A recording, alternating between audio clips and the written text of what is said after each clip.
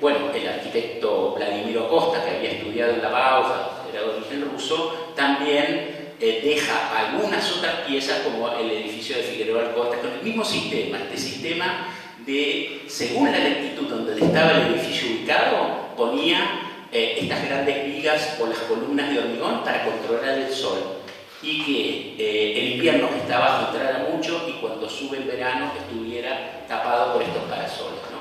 Un sistema muy innovativo que hasta ese momento no se había manejado con tanta precisión y que hizo 3 o 4 casas en toda la Argentina, y 2 que están casi en muy mal estado o muy remodeladas. Está esta de aquí, de La Falda, que es la única que está en un entorno natural, y otra en Bahía Blanca, en el centro de Bahía Blanca. Siguiendo. Y también tenemos otro patrimonio que inclusive en esta parte de Argentina, en Córdoba, tiene piezas muy importantes, que es la segunda modernidad. En los fines de los años 50, 1960 y 70, y es un patrimonio que hoy, créanme, está muy de moda en todo el mundo. Hay muchas miradas, hay muchas campañas para, digamos, protegerlo, porque está en peligro. Es el patrimonio brutalista, el de la Biblioteca Nacional de Buenos Aires, el Banco de Londres, la Escuela Manuel Belgrano, el Colegio de Córdoba. Son grandes edificios, muy bien dice la municipalidad, sobre la que hemos trabajado con la Secretaría de Obras Públicas de la Municipalidad, en una reciente puesta en valor y restauración e iluminación, ¿no es cierto?, al lado de la Cañada. Y como ven, digamos, son distintos sistemas patrimoniales por épocas, por estilos, por tipos de edificios que van siendo reconocidos, protegidos y restaurados correctamente. Pero todavía nos queda mucho por reconocer el valor y proteger. En la Argentina, por ejemplo, la obra de los ingenieros. Dentro de la lista de monumentos históricos nacionales, provinciales o aún los que tienen los municipios, hay muy pocas construcciones hechas por ingenieros, como estaciones de ferrocarril, vías férreas, mercados, puentes, obras de vialidad, faros, que todavía no tienen una declaratoria y un criterio para intervenir sobre esos edificios. Alguna vez yo pregunté a un ingeniero, el puente este grande del Riachuelo, no el transbordador, si el otro estaba pintado de plateado, ¿por qué lo pintó de naranja? Ah, bueno, no, porque ahora viene la pintura naranja y estamos todos los nuevos se pintan naranja. ¿Se podía haber pintado plateado? Sí, por supuesto, porque es muy bueno. Pero no tenía la idea de que ese color que tenía era el color que tenía el puente en la boca hacía 70 años, y es una cuestión de mantenimiento muchas veces. Se confunde o no se tiene en cuenta que hacer mantenimiento es hacer también conservación preventiva. Sigamos. Y ni que hablar de este patrimonio, como les decía, la Escuela de Hormigón Armado, y que tenemos a cada paso en la Argentina y que es importantísimo. Los tanques de agua, los mercados, los hilos, ¿no es cierto? Muchos aéreos que se van siendo sometidos a distintos reciclajes. Y en algunos otros casos tenemos que redescubrir el valor de este patrimonio en piezas que a lo mejor a simple vista son, digamos, son de serie, son seriadas. El Teatro del Libertador tuve la suerte y el orgullo y el honor de participar como asesor general en la restauración.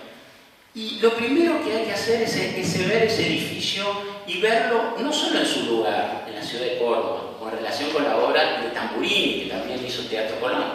Pero este edificio lo proyectó antes del Teatro Colón, fue como un ensayo. Y se terminó antes que el Teatro Colón, vio Tamburini.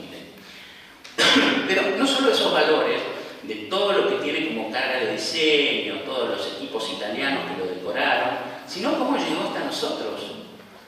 Este teatro forma parte, como el Teatro Colón, de una saga, de toda una evolución de teatros líricos en el mundo que empieza en el Renacimiento, con los italianos, se sigue en el siglo XIX y llega a Latinoamérica, ¿no? Sobre todo con arquitectos italianos, decoradores italianos y compañías italianas de ópera, que estaban en el norte en los meses nuestros de verano, porque en invierno allá, y en la contraestación venían acá y necesitaban todo. Además, una ciudad para, digamos, alcanzar la categoría de gran capital a un provincial necesitaba Buenos Aires un teatro lírico en el siglo XIX, principios del XX. Pero cuando entonces vamos a ver, bueno, no, pero este es un pequeño Colón. Algunos decían, no, cuidado. No, Colón tiene sus valores, pero este también.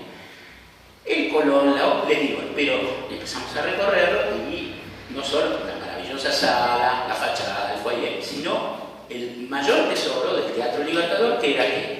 La caja del escenario. Toda la maquinaria escénica era la misma, que se había inaugurado en 1891, la habían restaurado toda la gente, los tramoyistas, la gente de escenotécnica, que algunos eran descendientes de los originales, quienes habían armado todo eso, lo mantenían perfecto. Y bueno, se venía la agencia Córdoba Cultura con un especialista en escenotécnica que quería demoler todo, como había sucedido en la Scala, en la Ópera de París, en el Teatro Colón, en el Metropolitan de Nueva York. ¿Qué digo? Lo más valioso que es el Teatro Libertador, que es rojo absoluto que no se puede tocar, es la caja escénica. No hay prácticamente en el mundo edificios que conservaron todo el sistema de tramoyas, de parrillas originales, los tambores, todo. Así que bueno, eso también hace la valoración. El edificio no solo tiene que ser, o toda la obra, ¿no? El conjunto muy destacado, sino conservar integridad y autenticidad. No la tiene ni el Colón, ni la Ópera de París, ni tantos otros teatros, casi ninguno en el grado que la tiene de los tres componentes del teatro: foyer, sala y escenario. El Teatro Libertador es de un valor inmenso a nivel internacional, no solo para Argentina. Bueno, y acordando eso, se conservó la parrilla, se hizo una parrilla de fuerza, se hizo un techo más alto, se consolidó la caja escénica, etcétera, etcétera.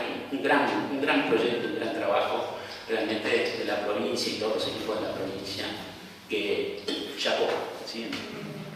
Sí. Y en la valoración, no solo la valoración es importante en todos los casos. Fíjense, este fue el caso de la cárcel San Martín en la ciudad de Córdoba, otro edificio de Tamburini, ¿no? Que hace clínica, el teatro, la cárcel, el mercado, el banco, como todos los edificios del Estado, que los hizo para Juárez Edelman y todos los demás, ¿no? En Argentina, en Buenos Aires trabajó para Roca, hizo Casa de Gobierno, hizo proyectos hasta para el Congreso Nacional y la Orquesta Nacional, que nunca se construyeron.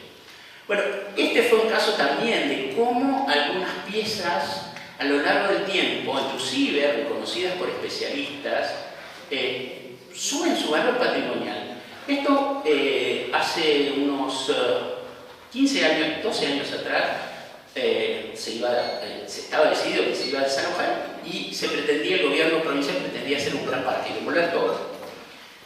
Aparecen los grupos de memoria de los lugares de memoria y dicen que no se puede demoler todo. Hay dos pabellones que fueron centros de detención y por la ley nacional no se puede.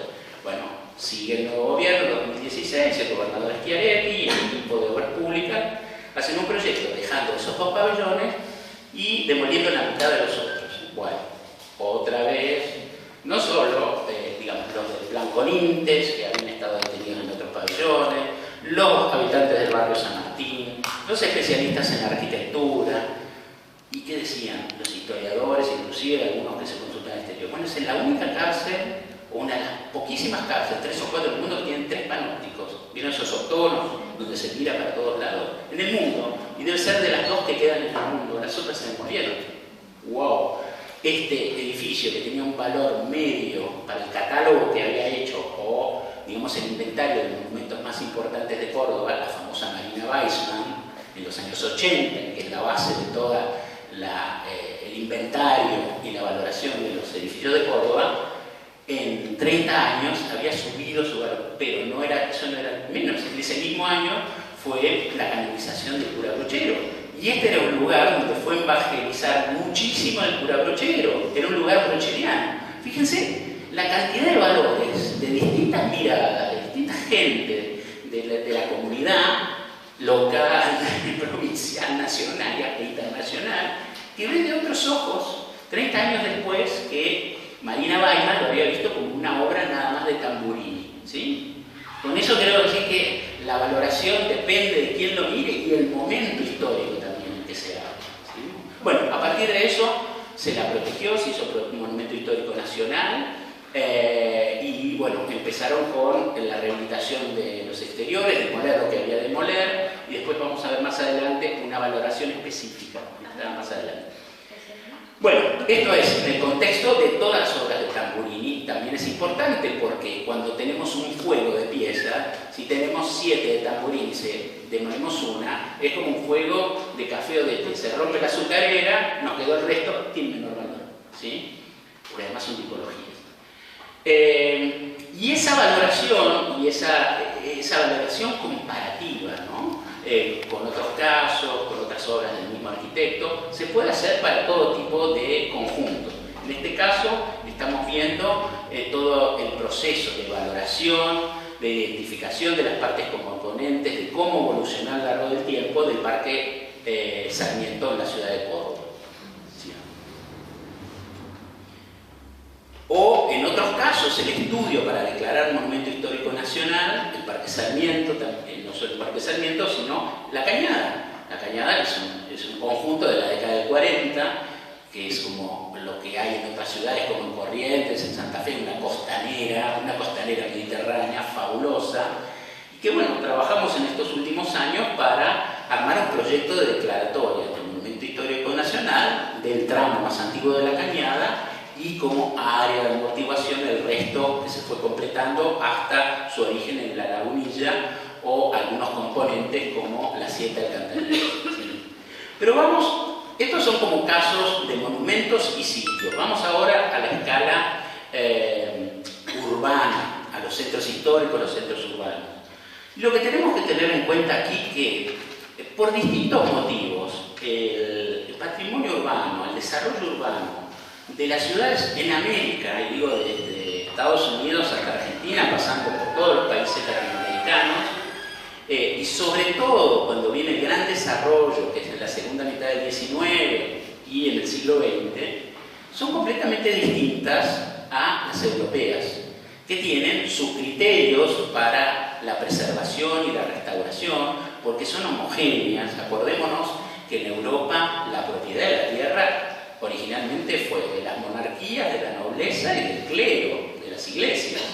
Y aún hoy muchas propiedades siguen siendo, no ya de la monarquía, pero de los municipios, inclusive conjuntos de viviendas que alquilan y pagan un canon los habitantes de la iglesia, hay que decir, en Italia y en muchos países, ¿no es cierto? Y contrariamente en nuestro país, y sobre todo con la gran inmigración, el boom que tuvo la Argentina en su crecimiento económico y urbano, la ley de propiedad privada, la Constitución, los cambios en los códigos de planeamiento y edificación que sucedieron en Buenos Aires, Córdoba y hasta la población más pequeña de la Argentina, y que dan como resultado, fíjense, Buenos Aires y Córdoba. Ahí está el mismísimo obelisco, pero visto desde otro, o la manzana jesuítica de Patrimonio Mundial de la Iglesia de la Compañía, vista desde el techo de la municipalidad, del Palacio del 6 de Julio. ¿Sí? Es un tejido completamente heterogéneo. ¿Sí? Y tenemos que, bueno, esto es en Estados Unidos, fíjense, también, tanto bajo como alto, es heterogéneo y es como el ADN de las ciudades americanas. Y tenemos que asumirlo y tenemos que ver cómo nuestra valoración del patrimonio urbano y nuestra legislación para proteger ese patrimonio urbano, para preservarlo, tiene que ajustarse y tiene que ser distinta de la europea, porque nos bajan líneas, yo diría, la UNESCO, el ICOMOS, digamos, en las cartas internacionales, para un patrimonio arquitectónico y urbano que tiene muchos siglos, que tiene otros condicionamientos históricos, legales, sociales, culturales y económicos. Siguiente. Bueno, otros ejemplos de esa heterogeneidad, con algunos enclaves, ¿no es cierto?, conjuntos y sitios conformados en un determinado periodo, el Palacio de Justicia en la Plaza Lavalle, con el Colón en Buenos Aires, que tienen una cierta homogeneidad, otros que tienen su carácter, como en La Boca, que ustedes conocen también, con este tipo de arquitectura como vernácula, como la arquitectura de los constructores, ¿no es cierto?, o la que aparece en el campo, pero en la ciudad, ¿no? Siguiente. Y algunas intervenciones que se hicieron, antes que nada, volver a la anterior.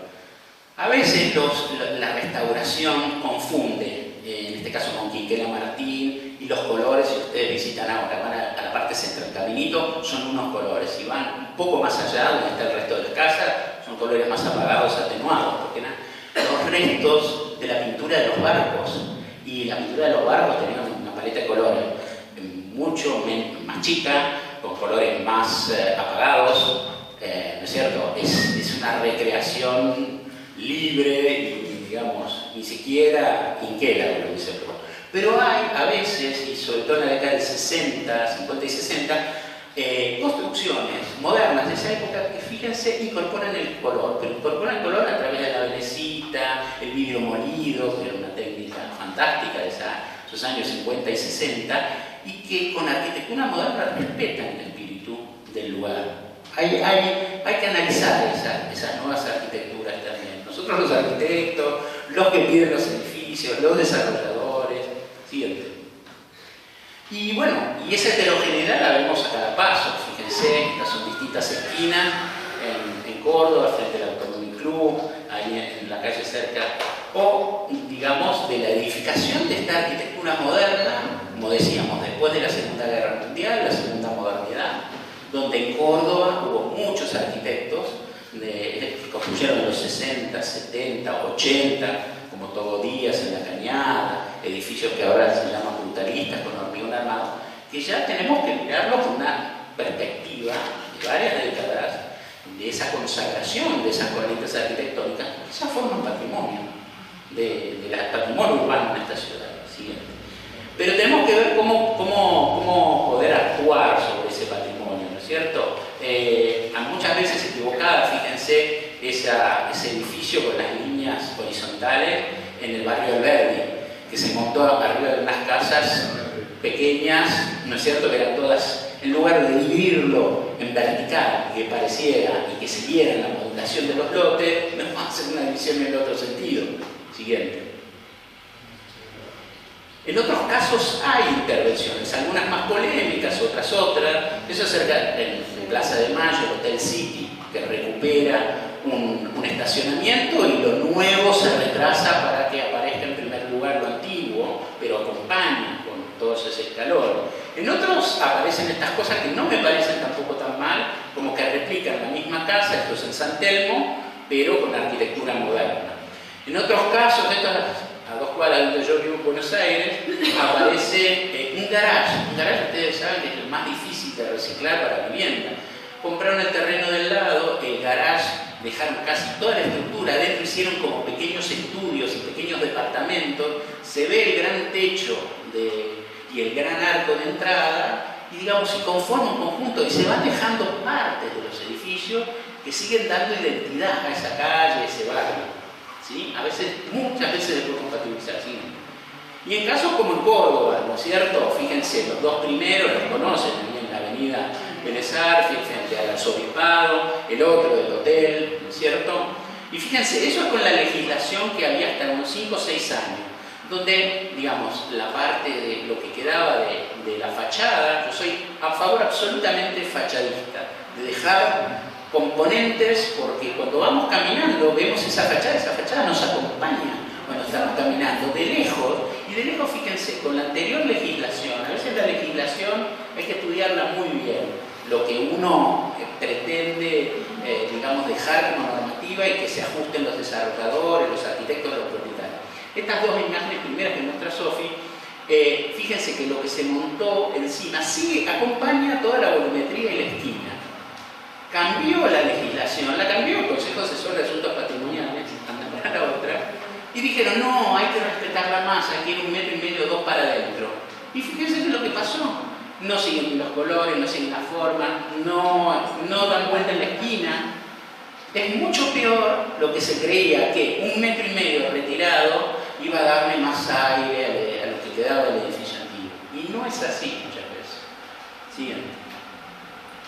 Bueno, y acá, para ir cerrando un poco esta introducción, la importancia de la valoración de ser conocer, como está haciendo el municipio, y participar a la comunidad, ¿no? Que el conocimiento que tienen los historiadores, los profesionales y los técnicos se comparta con la comunidad, que haya un ida y vuelta en esta valoración, porque nadie conoce todo y todos tienen una visión, un relato sobre su ciudad, sobre su casa, sobre su calle, sobre su manzana.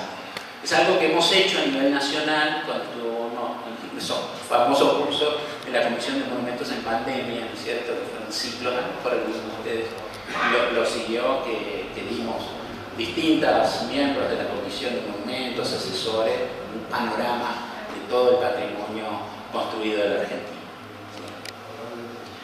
Y bueno, y ya para entrar, precalentar motores, lo primero, como se señaló Ana, como se señaló Javier, como señaló Cari, y como se hizo y se empezó en los lugares en Italia, donde es un poco la cuna, para mí, de la mejor preservación del patrimonio, la escuela italiana, y con las superintendencias de bienes culturales, en las ciudades o en las regiones, son los inventarios, es decir, la identificación, inventario, y a partir del inventario la valoración, ¿no es cierto? Que tiene mayor valor, medio, distintos niveles de valoración que van a implicar distintos tipos de intervención. ¿Qué voy a poder hacer sobre un edificio o una propiedad de alto valor y que nosotros usamos ahora el código rojo, como se llama rojo, naranja, amarillo y verde? Bueno, estos son los modelos de ficha que está la de Buenos Aires, donde se ponen los datos catastrales, la foto, descripción, si es un edificio con piedra, con ladrillo, con pintura, si tiene jardín, no tiene. Esta es la de Córdoba, por ejemplo, y dónde está ubicada en el barrio, ¿sí? Los distintos datos. Acá, con el grupo y también con Sofía, es como una historia clínica, ¿no es cierto? Que está siempre abierta, siempre se va a poder completar, pero que tiene que quedar en el archivo de la municipalidad, en obras públicas, donde fuere, porque van apareciendo nuevos datos. Ah, la construyó tal arquitecto. Ah, la tuvo tal familia. Ah, tenía el jardín que era el doble, tenía árboles, lo que fuera. ¿Sí? Se empieza, pero eso nunca se termina de cerrar completamente cada casillero de esa ficha, ¿no? Y además de la ficha, que hay que completar y hacer un registro, es como un censo, ¿no? Como se hacen los censos cada 10 años. Es un censo y una historia clínica, una combinación, ¿no es cierto? Lo que también es muy importante, aún para edificios residenciales, es, como mostramos en estas imágenes, hacer un estudio de cómo evolucionó los espacios públicos, las plazas, las propiedades grandes o pequeñas. En este caso podría ser un estudio así para el Hotel Edén. Todo el desarrollo, eso se va haciendo con el tiempo. Lo primero son estas fichas de inventario para poder llegar a la valoración y la catalogación. Y después, más adelante, en los edificios de mayor valor patrimonial, que identificamos como rojo, valor alto, y señalamos que es todo el lote, después si hacemos zoom, podemos ver que los conjuntos, esto está aplicado sobre la manzana de Santa Catalina en Buenos Aires y sobre todo el conjunto del Centro Cultural Recoleta y el Convento de la Recoleta. Hay distintos estratos, distintas construcciones. Hay alguna cosa colonial, después vienen otros agregados, hay mucha construcción en el siglo XIX, XIX, XX, y entonces tenemos que ver los cambios que tuvo ese edificio. Pero eso es ya un segundo paso, que se va a hacer, inclusive puede esperarse, porque si por el momento ese edificio, o esa residencia, o ese chalet, por ejemplo en La Falda, todavía no se va a hacer algo, puede esperar, pero sí hay que hacerlo antes de empezar cualquier proyecto y antes de empezar cualquier obra. Definir en esa propiedad, tanto en el jardín como en la casa, qué es lo más valioso, qué es lo que tiene valor medio, qué es lo que tiene valor bajo, y qué es lo que no tiene valor y eventualmente se puede sacar o se puede construir, pero siempre buscando una armonía, ¿no?, con lo existente. Siguiente. ¿Ven? Eso lo hemos hecho, esos son trabajos sobre el Colegio San José. Y muchas veces, fíjense la cantidad de colores. En 6 décadas tuvo cada 10 años una intervención el Colegio San José en Buenos Aires, ahí en el barrio de Valvanera, donde está la parroquia de Valvanera, ¿no?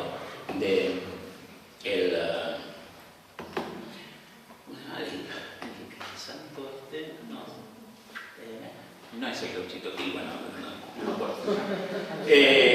O en hospitales también, o los colegios edificios también tienen una cantidad enorme de estratos que se va, como en la geografía, ¿no? Que tenemos partes que son de un periodo, las sierras son del precámbrico, tal sector fue del cuaternario, bueno, eso ocurre también. Y eso nos sirve, ¿no es cierto?, para hacer los grados de la valoración y los grados de protección que van a definir cómo intervenimos en cada parte.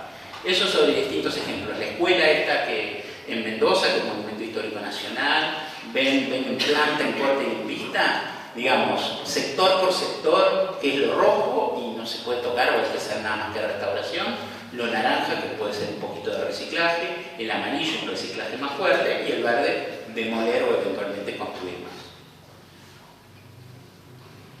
Y eso se aplica no solo a un conjunto de una casa pequeña, puede ser un gran palacio, como el Palacio Ferreira en Córdoba, puede ser el jardín zoológico, como lo ven acá, o el Parque Sarmiento en Córdoba. Parque Sarmiento, sí, en Córdoba. ¿Ven? Todo aplicado, no importa el tamaño o la complejidad que tenga, o si es mayormente paisajístico o arquitectónico. Bueno, y eso se va pasando y se puede aplicar, fíjense, a todo tipo de edificios. Ese fue un ejercicio. Y además de la catalogación, es decir, edificio por edificio, lote por lote, lo que después también se trabaja es las zonas que tienen mayor homogeneidad, que tienen, digamos, que han conservado cierta altura, donde hay una predominancia de casas de un cierto tipo, de un cierto estilo, las áreas de protección histórica o protección patrimonial. Fíjense, ahí está mostrando Sofía, las zonas de protección histórica, los edificios catalogados, en este caso, lo que está mostrando en este momento, con rojo, naranja, amarillo y verde, 4 categorías. Eso es en Buenos Aires, correrla para allá, y en la otra, ahí, en la otra, si aumentás, ¿ven las áreas de protección histórica, lo violeta? Un gran continuo en el centro está el área de Catedral Norte, están todos los bancos, el área de Plaza de Mayo, la Avenida de Mayo, San Telmo, ¿sí? Recoleta, siguiente. Que también está, y este es el área central, por ejemplo, el APP, todo lo que es gris, ¿ven? Con los distintos. La ciudad de Córdoba tiene 5 categorías, todavía más sofisticada y más compleja. Monumental, alta, media, baja, testimonial y sin protección. Testimonial es que hay que registrarla, hay que sacarle fotografías y se llega a demorar. Así que bueno, esto es un poquito un panorama de la importancia que tiene la identificación, el inventario, herramienta fundamental para la valoración, y una vez que tenemos la valoración, poder hacer una normativa, ¿no es cierto?, que contemple esa heterogeneidad urbana, que contemple que hay distintos estratos de distintos periodos, que hay edificios que se conservaron mejor, otros peor, otros que no existen y han sido reemplazados, pero en el futuro puede haber otra construcción, remodelando la existente, más moderna, etcétera, etcétera. Bueno, nos zambullimos en la falda. Claro, antes de zambullirnos en la falda.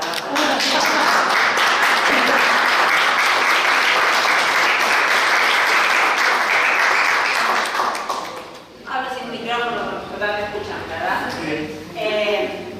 Con esta primera introducción entiendo que nos estamos poniendo como todos dentro de un mismo código de lenguaje, una misma percepción, un cierto alineamiento de cómo mirar, ¿no? De cómo esta historia de la protección patrimonial tampoco tiene tantos años. No, acá y hay etapas y pasos que hay que cumplir para que no nos sintamos siempre tan mal y tan fuera de tiempo. Bueno, lo estamos encarando, le estamos dando la oportunidad, vamos a ponerlo en valor.